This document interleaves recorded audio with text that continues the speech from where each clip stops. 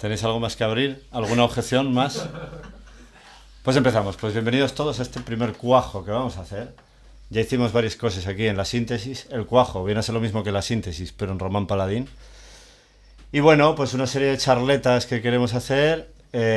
Bueno, pues eso, para cuajar. Una vez que ya uno tiene el pálpito de que ya se ha disuelto suficientemente lo que se tenía que disolver, pues empieza la tarea de cuajar, y para eso hay que juntar lo que a priori podría estar separado. Entonces ya hace como un par de años, fue, o el año pasado cuando nos conocimos. Fue el año pasado, el verano pasado, efectivamente. El verano pasado yo, conocí a Chomin. Yo estaba en un concierto y vi a Chomin y a su compañero, ¿cómo se llama? ¿Qué haces vídeos? Asier, en el Recalde, con unos roballo ahí, muy guapo, y les veo a los dos sin camisa. Asier con todos sus tatuajes, tú con tu pantalón así tradicional, con una garrafa de leche, si no me equivoco. Sí, sí. Y yo estaba desde lo alto del escenario y dije, caray, debemos entablar amistad con estos muchachos. Sí, efectivamente. Sí. Todavía, acababas de empezar con lo de Exploraciones Chomin. Acabo de empezar justo ahí, sí, el verano pasado con los vídeos. Sí. Y yo ya, pues te di a seguir luego a través de las redes y vi, cómo ibas teniendo pues cada vez más repercusión, con secciones o colaboraciones en Euskal Telebista también, ¿no? Sí. Y con otra gente de mi entorno que se iba interesando por la labor que tú ibas haciendo. A mí de entrada, solamente por lo intuitivo y por lo simbólico también de vuestra mera presencia, que no es poco, yo dije, esta peña ya no está en el Sota, Caballo y Rey, que ya sería mucho decir Sota, Caballo y Rey, porque básicamente estamos en Sota y Caballo, sin Rey. Pero dije, van por otros lados. Y siguiendo tus vídeos, pues eso, la cuestión del estudio del símbolo, de la heráldica, la política, pero no desde el sentido partidista, más en un sentido precisamente de romper con esas dicotomías y de tratar de analizar las cosas en su conjunto y desde otro prisma. Y pues poquitín a poco fuimos entablando más amistad, y por eso, pues abres tú esta serie de charlas. Entonces pues es todo un privilegio y todo un honor, la verdad, que me hayas concedido el primero. Vaya. Pues muchas gracias a ti por acercarte. También eso, la relación que yo tengo con Euskal Herria, que es mucha, con gente de Pablo Gallo, Ina, que tiene el grupo Ian Mason, los de Enemigos del Comercio y tal, como que quizá precisamente por la situación que ha vivido el País Vasco en las últimas décadas, ya estáis curados de espanto. Y hay determinados grupos más o menos que han comprobado su capacidad de resistencia y de pensamiento más o menos autónomo y de valentía también para poder hacerlo. A lo mejor antes y con mayor intensidad que en otros lugares de España. Entonces, yo para arrancar, preguntarte un poquitín...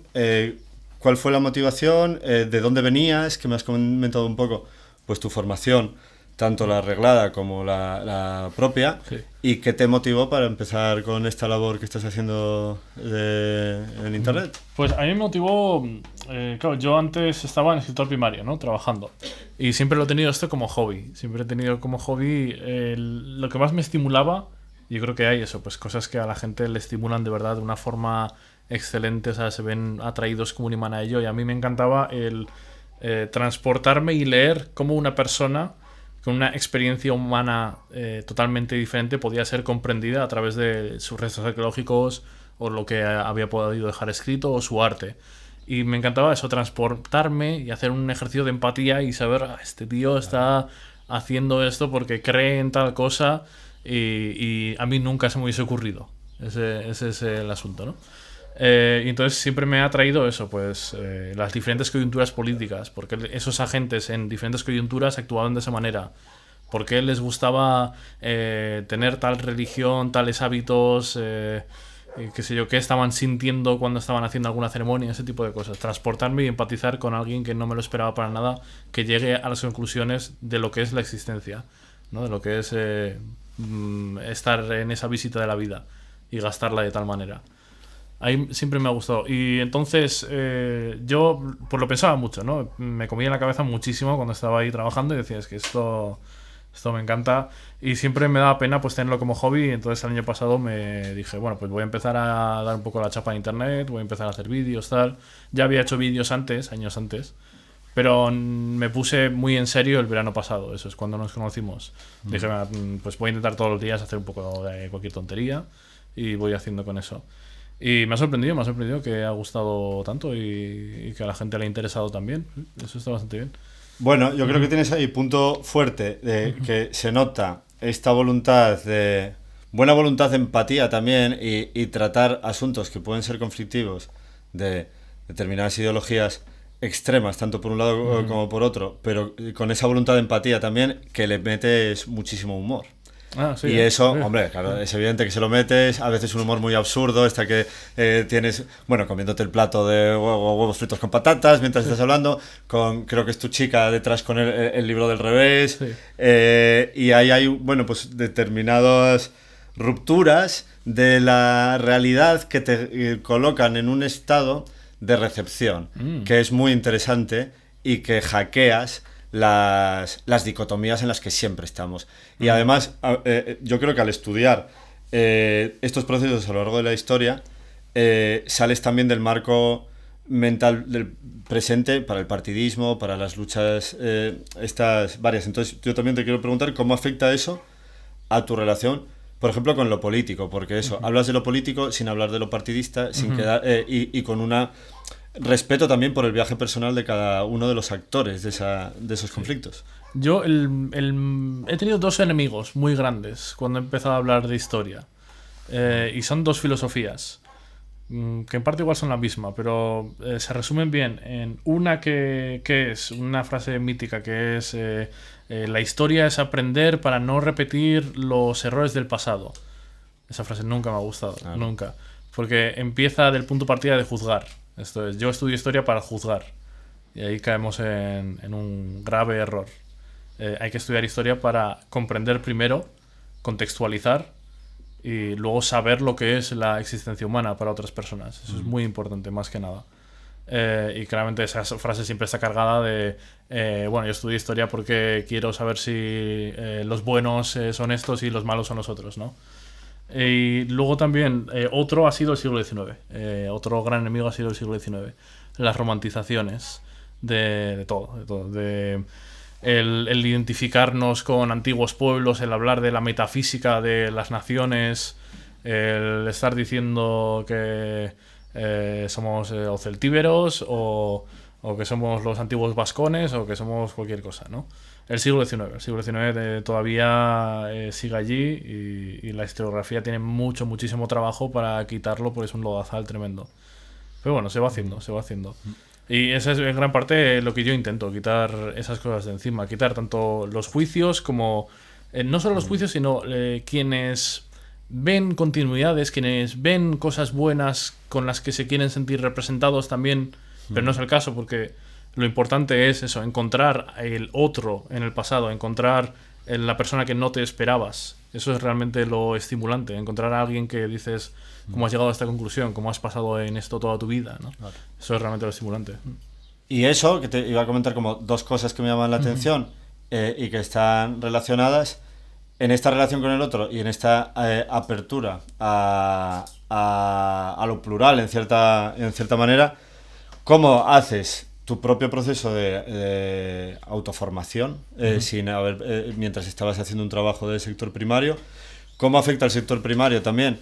Que, bueno, yo siempre lo suelo experimentar en los pueblos, cada uno es de su padre y de su madre, hay bastante pluralidad.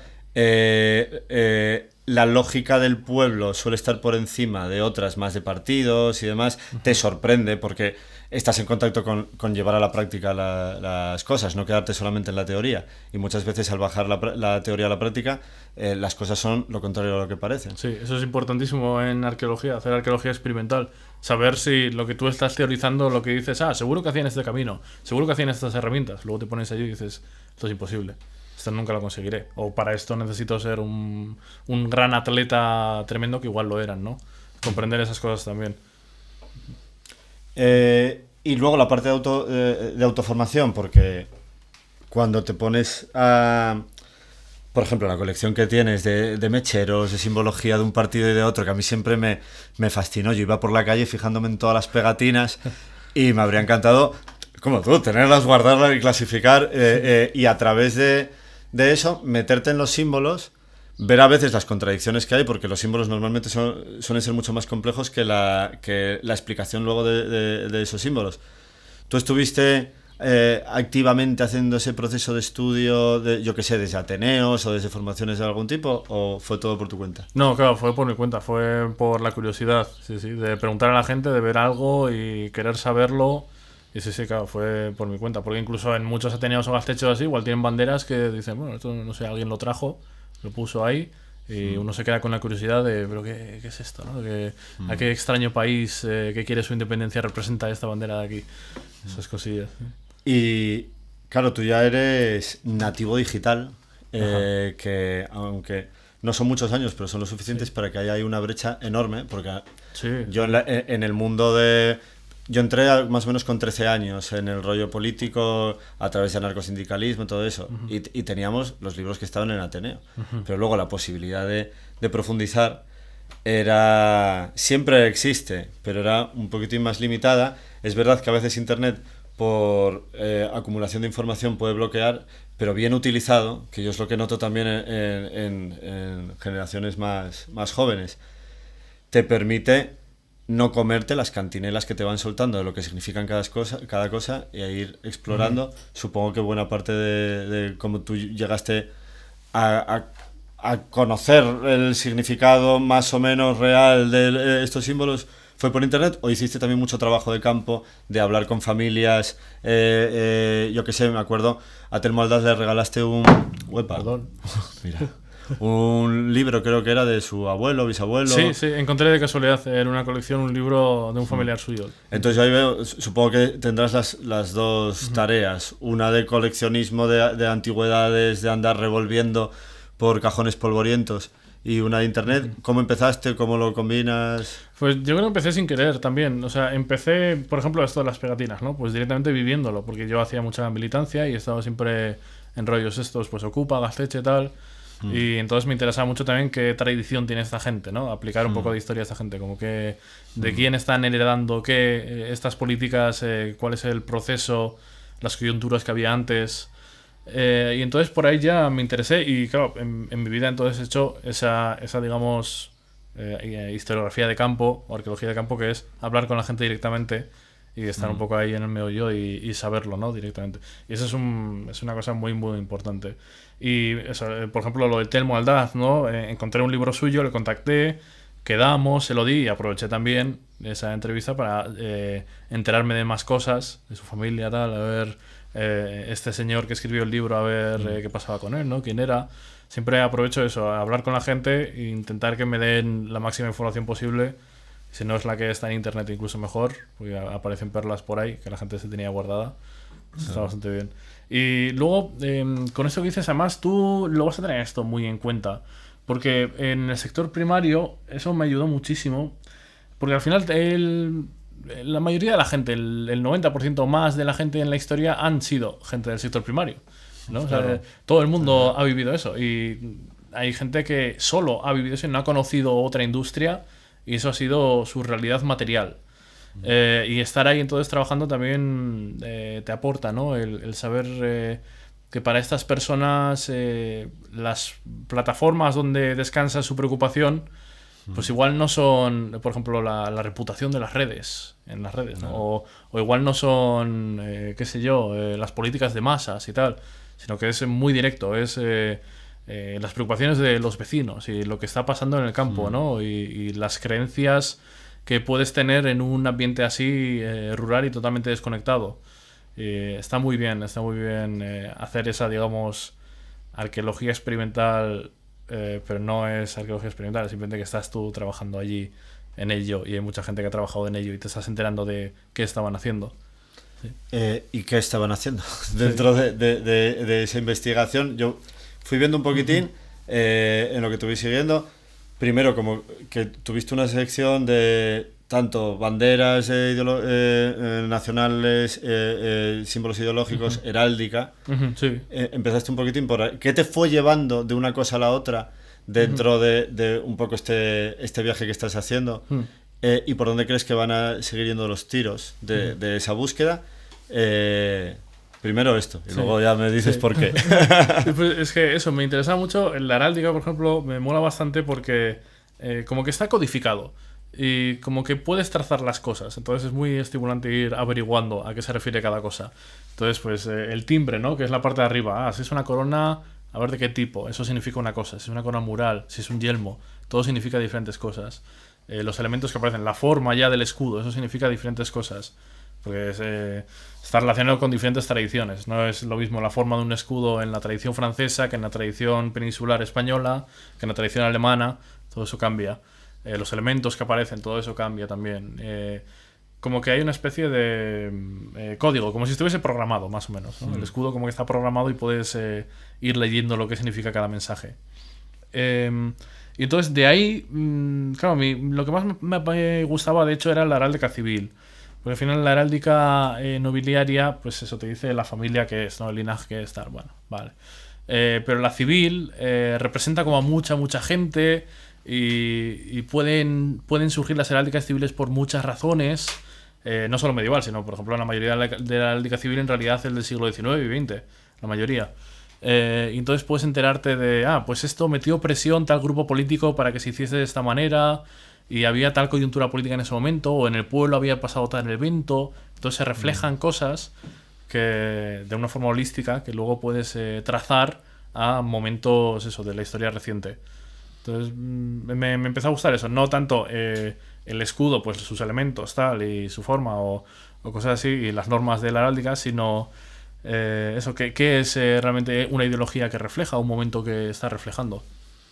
Y esto a veces a mí me da la sensación de que como que lo traes mucho a presente y también te fijas en símbolos equivalentes a la heráldica que se puedan dar ahora con campañas de publicidad, que ahora estabas pasando por Cantabria y pusiste cómo se mezclaban los Minions con otras cuestiones. Unos Minions disfrazados de romantizados guerreros cántabros, ¿no? Es que era buenísimo ese.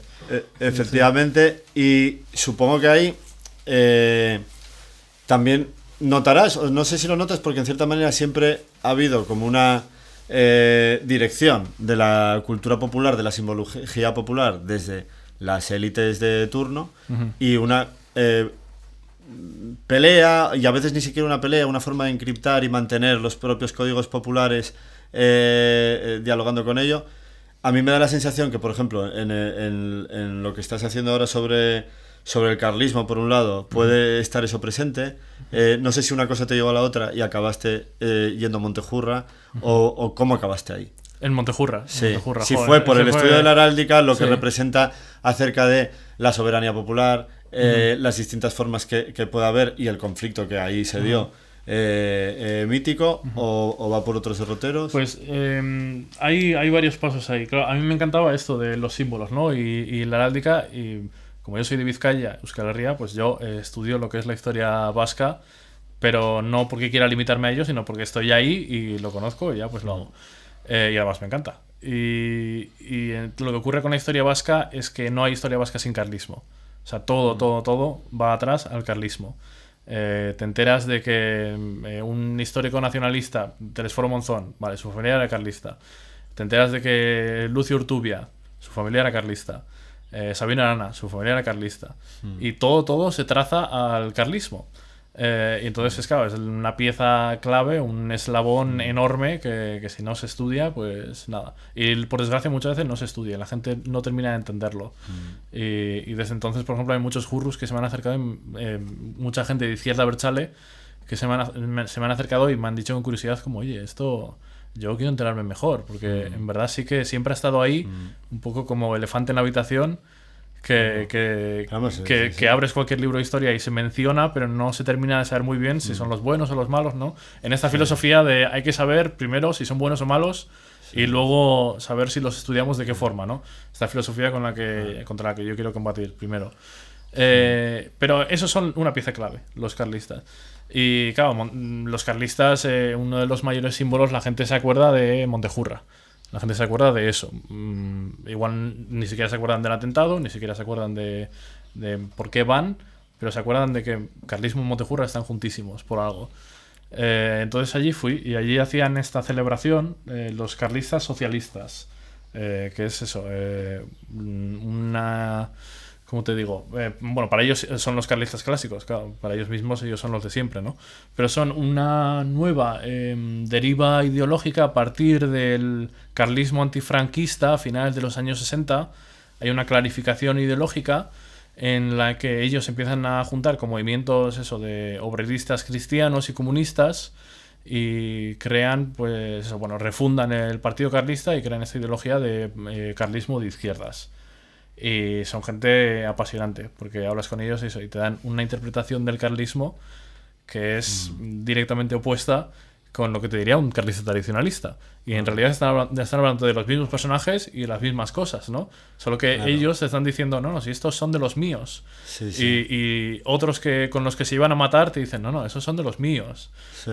Y me encanta porque se expresa muy bien como eso.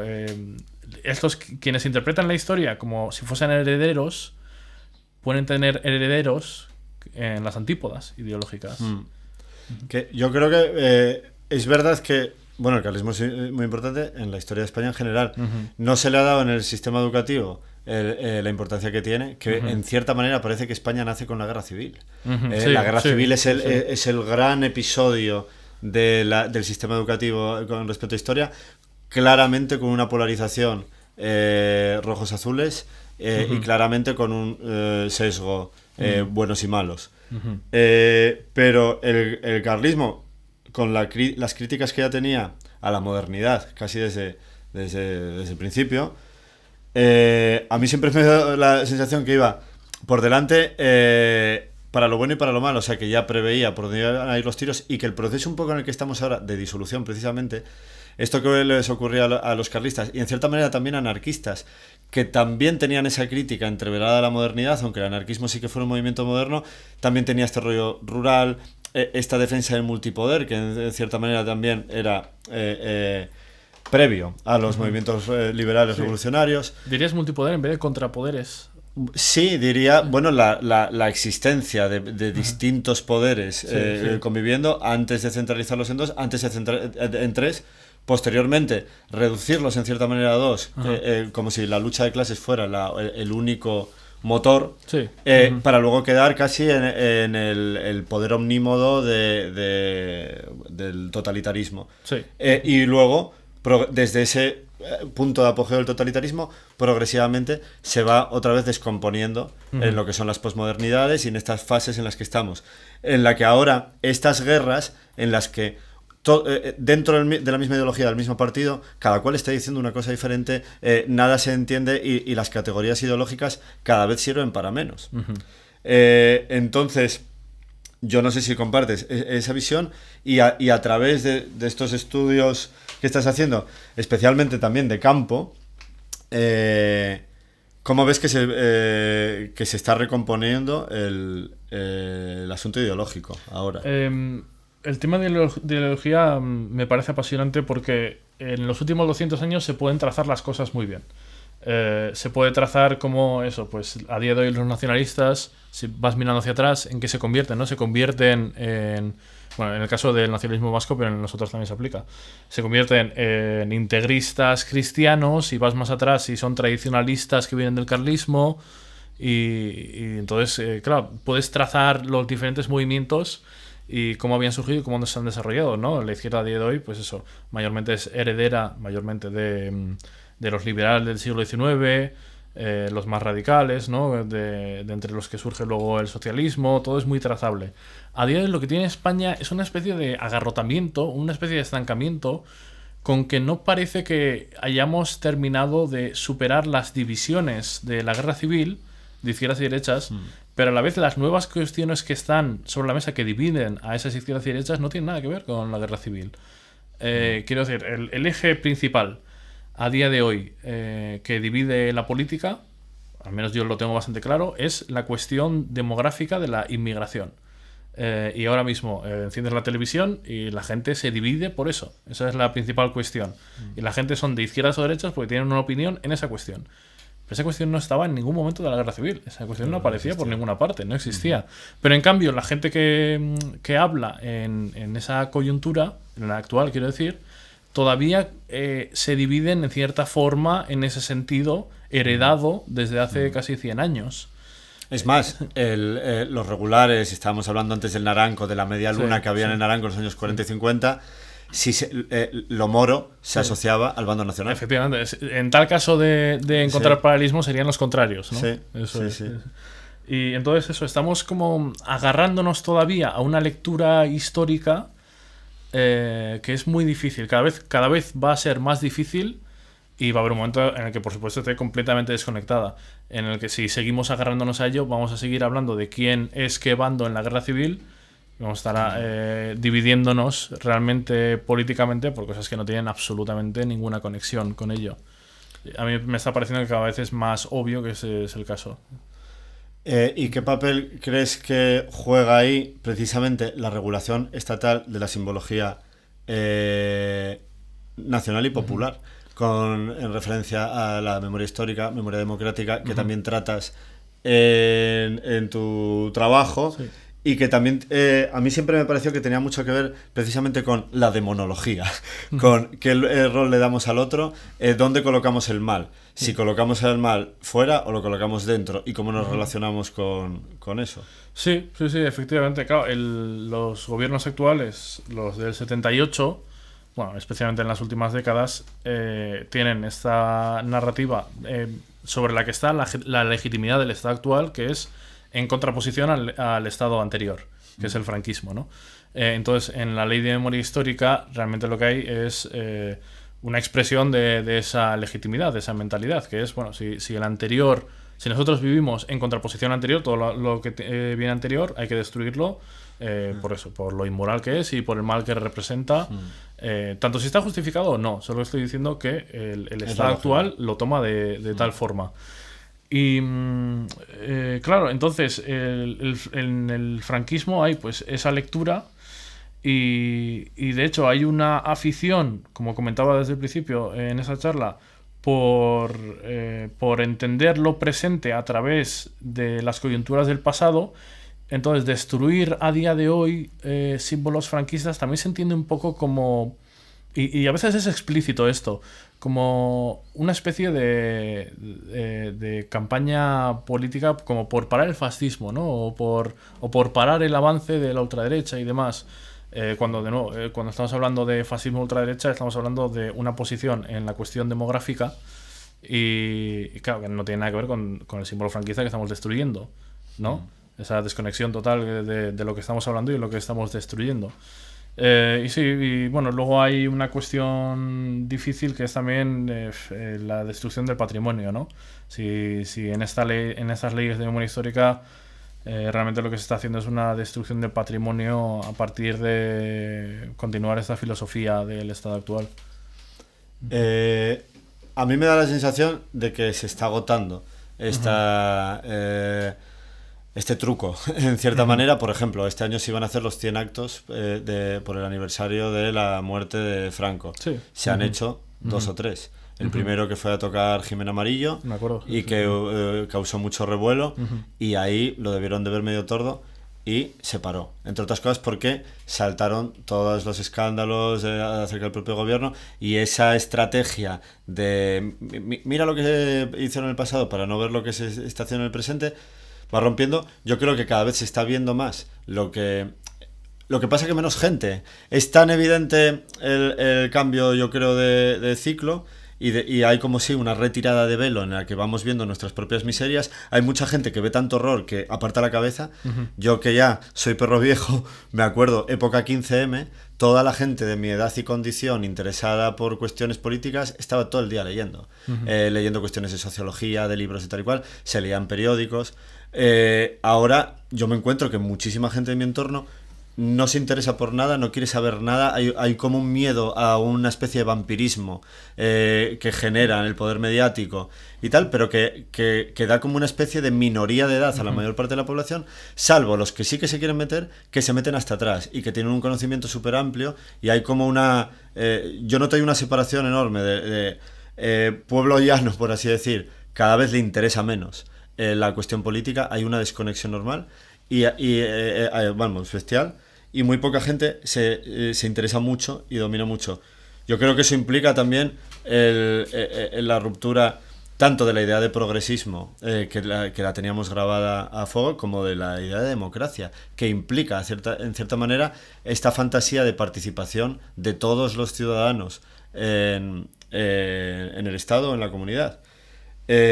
No sé si tú más o menos compartes ese fin de ciclo y cómo crees que se está inaugurando el nuevo, o hacia dónde va. Sí, creo que hay también una realidad material, igual a ti también te lo parece, una realidad material en los dos casos. Hace 10 años, por ejemplo, no había tanta red social, era algo bastante nuevo. En el 15M. Sí, era un ciberutopismo. Creía que Twitter iba a salvarnos, era la gran herramienta democrática. Y luego creo que las redes han afectado muchísimo a la mentalidad de la gente, y a cómo la gente se divide o se une, y creo que lo han puesto patas arriba totalmente, y ahora la gente se une por cosas que no pensaban que iba a ser el caso. Y creo que también ha ayudado mucho las redes sociales a la polarización. Cada vez estamos más unidos en dos bandos. Antes creo que había más multibandos, ¿no? Me parece que había más grises. A día de hoy creo que el algoritmo nos ha ayudado a marcar una línea roja, ¿no? Entre blanco y negro. Yo igual peco de optimista, pero me parece que el punto de inflexión ya pasó, también desde el punto de vista que yo hablo, que es claramente izquierda sociológica, que ha tenido claro que la derecha sociológica era malísima, hasta que ahora se da cuenta de que la izquierda sociológica también tenía sus mierda debajo de la alfombra, y hay como un cortocircuito, y eso permite la pluralidad, poder hablar de, que ahí es muy importante también la labor historiográfica, de todo el abanico de multicolor que hay entre el blanco y el negro. Me da la sensación de que sí se puede hablar un poco, pero es verdad que estamos sujetos a estas polarizaciones que son sentimentales y que son a través de redes. A mí por ejemplo, yo creo que hubo dos hitos, y que mucha gente me dice que estoy tremendamente equivocado, pero yo te lo pregunto porque me interesa tu opinión. ¿Cómo se generan estos procesos de chivo expiatorio y lo que tiene que ver en las polarizaciones? Cada vez que hay un gran movimiento de movilización de las bajas pasiones, se polariza, se repolariza la sociedad, va cambiando. Yo vi uno muy claro con el tema de la manada. La manada genera un nuevo polo muy fuerte, que la izquierda se va a este polo del feminismo de Irene Montero y compañía, y poco a poco, por efecto rebote, se va generando el otro. También un neofascismo, por llamarlo de alguna manera, no basado en la cuestión migratoria, sino basado en la cuestión sexual, también en la idea de masculinidad, que también es presente, es muy arquetípica, y demás. Y ahora, por ejemplo, con lo de la cuestión migratoria que tú decías, a mí me parece que lo que ha pasado estos días, por ejemplo, con lo de Torre Pacheco, la manada fue un suceso que ocurrió desde que ocurrió el fenómeno de la manada. Ha habido cientos de manadas, ninguna ha tenido esa repercusión mediática. Con el tema Torre Pacheco ha habido fenómenos similares. Vamos a ver hasta qué punto eso se replica. ¿Cómo valoras esos procesos que también son simbólicos y que también generan esos nuevos grupúsculos? Ya, es bastante difícil, sí, pero es cierto, claro que hay hitos, eso es. Pero bueno, hay hitos porque hay casos que, digamos, que entran en un momento estelar de diferentes ideologías, ¿no? Yo creo que la manada tuvo tanta repercusión porque entró en un momento en el que el feminismo estaba muy, muy en alza y estaba en máximos históricos, a los que yo creo que no ha vuelto desde entonces, y puede que haya estado en decadencia. Y lo que comentas de las masculinidades es bastante curioso, porque sí que está claro que cosa que no ha ocurrido en la historia y sí está ocurriendo ahora es que haya divisiones demográficas tan claras en torno a ideologías. Entonces, viejo, joven, hombre, mujer, ¿no? Nunca hombre y mujer han votado de forma tan diferente. Eso es como ahora. Interesantísimo. Eso es tremendo, eso es tremendo. Y creo que también eso, la realidad material. Y a mí me gusta bastante eso, el tema del materialismo histórico y cómo realmente los medios, ¿no?, que una persona tiene afectan a su mentalidad. Creo que esos medios que ahora son las redes y es esa hipersocialización, ¿no?, que uno puede tener, creo que están afectando a que la gente encuentre una especie de casilla demográfica en la que un sector afín en su edad, sexo, condición, etc., pues esa es su ideología, ese es su bando, ¿no? Y eso nunca ha ocurrido antes y está sucediendo ahora mismo en nuestra era.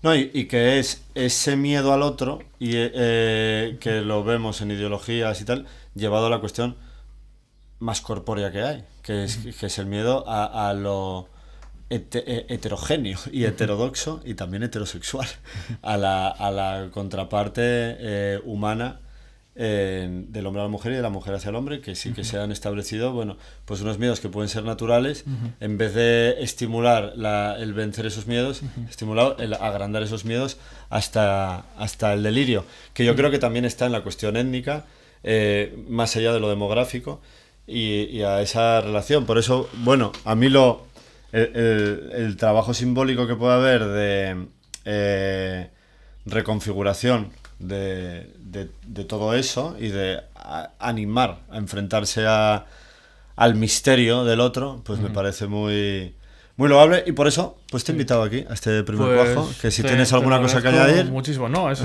me parece un buen punto. A mí lo que yo entiendo con mi proyecto es efectivamente eso, es el entender al otro, no meterse en ello, no decir mirad qué malo es el otro, le hago un reel, ¿no?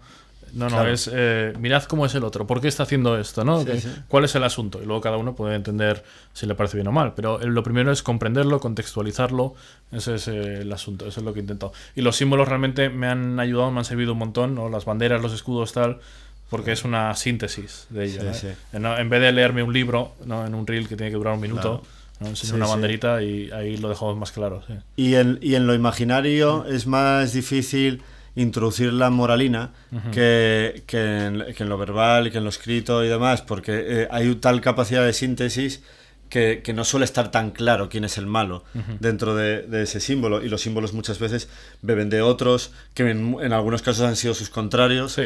Entonces, bueno, sí, yo creo que es... Sí, y además es que pasa mucho más, y hay cosas que no he cubierto, como yo que sé, las canciones, ¿no? Las canciones pasa exactamente lo mismo, las canciones populares, ¿no? Te enteras de que, por ejemplo, los carlistas roban una canción a los liberales, le ponen tal letra, y luego los nacionalistas cogen la misma canción, le ponen otra letra, y luego se convierte en una canción del Atleti o de lo que sea. Bueno, el himno de la alegría, por ejemplo, que lo utilizan nazis y Unión Europea. Sí. Y más, en Eurovisión, no sé si lo usaban, pero creo que Unión Europea.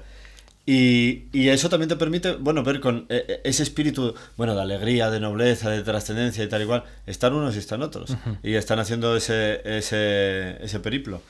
Así que bueno, pues nada. Os agradezco muchísimo de todo el corazón a todos por venir, me parece impresionante que haya tanta gente, y muchísimas gracias.